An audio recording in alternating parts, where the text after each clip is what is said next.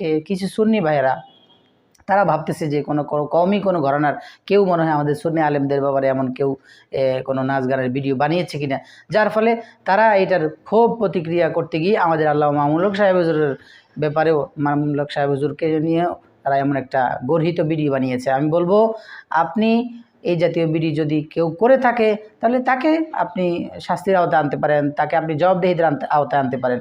আপনি প্রতিশোধ করতে গিয়ে যিনি জানতেন না, মামুনুল হক সাহেব এই বিষয়ে জানেনও না, ওই ব্যক্তিকে আপনি এভাবে এহানত করা, এটা তো প্রতিশোধের একটা বিষয়ে আপনি একজন যোগ্য ব্যক্তিকে অপমান করলেন।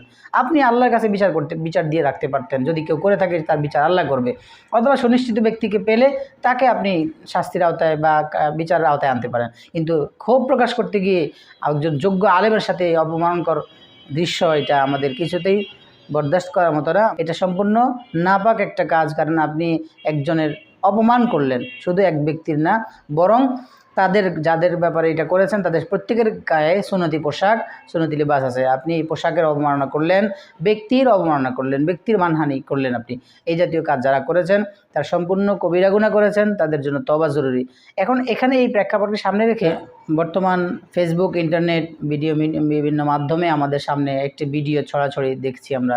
সেটা হলো বিভিন্ন ব্যক্তিদের, যারা বিশেষ করে সুন্নি ঘরানার গিয়াসউদ্দিন তাহেরি, এরপরে জাহাঙ্গীর হুজুর নামে যে পরিচিত, বা আরও যারা আছে, এদের ব্যাপারে যে কেউ কে করেছে কাজটা, সে যে করেছে সে ভালো করে নেই, এটা আমি বলবো। সে যেই কোনো ঘরানার হোক না কেন, যেই কোনো আকিদার হোক না কেন, কারো ব্যাপারে এমন ভিডিও বানানো, বিষয়টা হলো ওই যে নাচ গান যারা করে, যারা বাউলি, যারা গান গায়, যারা নাচে, তাদের মতো করে এই গিয়াসউদ্দিন তাহেরি এবং আপনার জাহাঙ্গীর হুজুর বা আসিফ হুজুরের জন্য, যে আসিফ হুজুর নামে যে পরিচিত একজন বক্তা আছে, এই জাতীয় কয়েকজনের ভিডিও ব্যক্তিদেরকে তাদের চেহারার সাথে মিলিয়ে তারা নাচের মতো করে একটা ভিডিও বানিয়ে, এবং চারপাশে হাজার হাজার জনতা তাদের গান শুনছে, তাদের নাচ দেখছে, গানের কণ্ঠ দিয়ে তাদের কণ্ঠের সাথে মিলিয়ে গান যোগ করে তাদেরকে এভাবে নেটে ছেড়ে দিছে।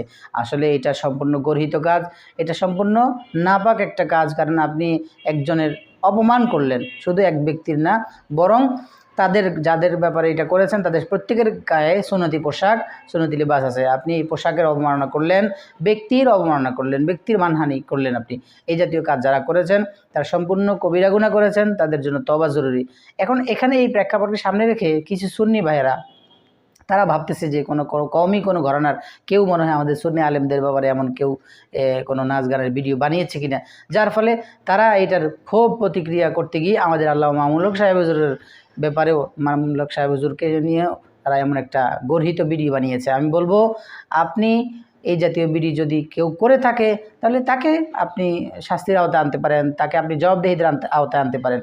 আপনি প্রতিশোধ করতে গিয়ে যিনি জানতেন না, মামুনুল হক সাহেব এই বিষয়ে জানেনও না, ওই ব্যক্তিকে আপনি এভাবে এহানত করা, এটা তো প্রতিশোধের একটা বিষয়ে আপনি একজন যোগ্য ব্যক্তিকে অপমান করলেন।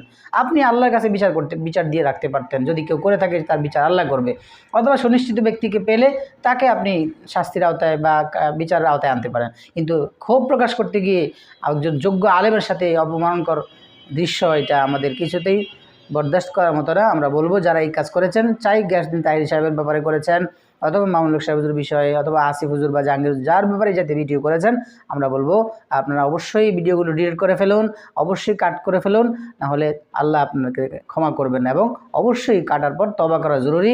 তওবা করে আল্লাহর কাছ থেকে ক্ষমা নিয়ে নেন, আল্লাহ ক্ষমা করে দিবেন। এবং সাথে যেহেতু ভিডিওটা প্রকাশ হয়ে গেছে সমাজ যোগাযোগ মাধ্যমে, কাটার সাথে সাথে যাদের ভিডিও বানিয়ে তাদেরকে কষ্ট দিয়েছেন তাদের কাছে গিয়েও ক্ষমা চাইতে হবে।